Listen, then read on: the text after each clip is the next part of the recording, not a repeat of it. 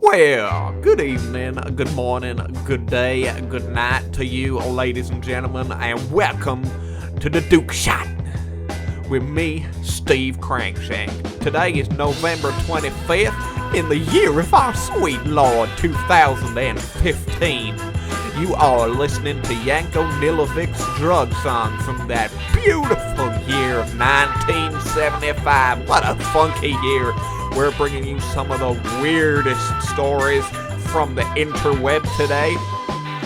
This one is from Friday, November 20th. Italian investigators have seized 221 toy trains and 126 boxes of collectible stamps from a person suspected of buying them with money amassed through bribes, a finance police document showed on Friday. As well as the trains, police seized 11 toy trucks. The suspect admitted to taking 65,000 euros, or in the Lord's currency, $69,264 in bribes during an investigation into a system of rigged contracts and favor trading involving Italy's state-owned motorway operators, the document showed. He was one of 31 people put under investigation last month for corruption connected to the country's highway manager. It all sounds a little fishy to me. 221 toy trains and 126 boxes of collectible stamps. He sounds like a terribly sad and lonely individual. This is obviously the weirdest one because this is the only story about this case that has made it to light. And of course, we can't forget the 11 toy tracks. Not toy trucks, I do apologize. I don't know what toy tracks are.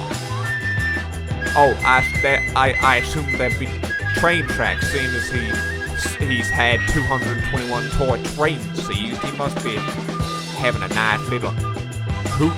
But I think that, I don't think these items should be seized because I don't think this individual has much left in his own life.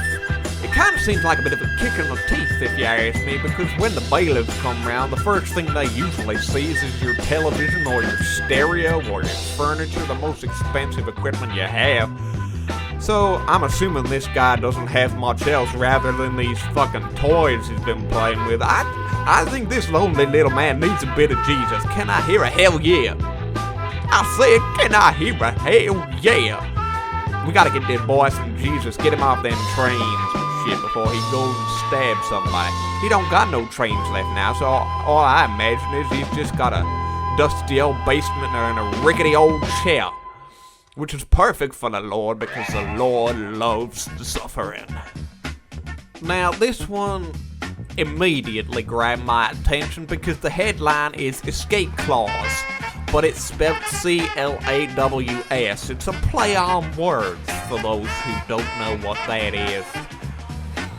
And it reads as follows. When Indonesia's anti-drug czar announced plans to guard a death row prison island with crocodiles, the government rushed to explain that it was just a joke. But on Friday, Budi Waseso said he was now thinking of using tigers and piranha fish too.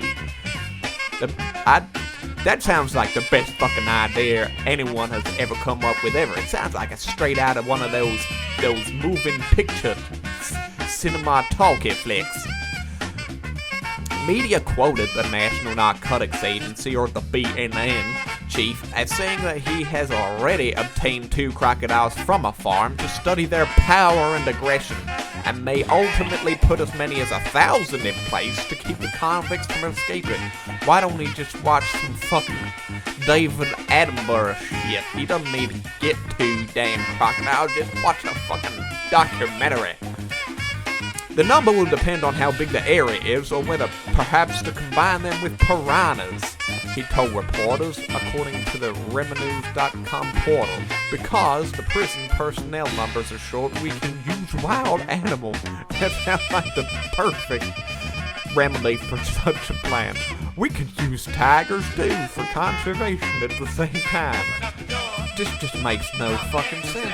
But at the same time, it makes perfect sense. Why would you want to escape a prison island when you know that There's fucking tigers running around, and there's crocodilios snapping their way. Won't the piranhas and the crocodiles fight each other? Won't they want to eat each other? I don't know, maybe not. It just seems a little bit far-fetched for me. Only in Indonesia. Maybe they need a little bit of Jesus too, you know.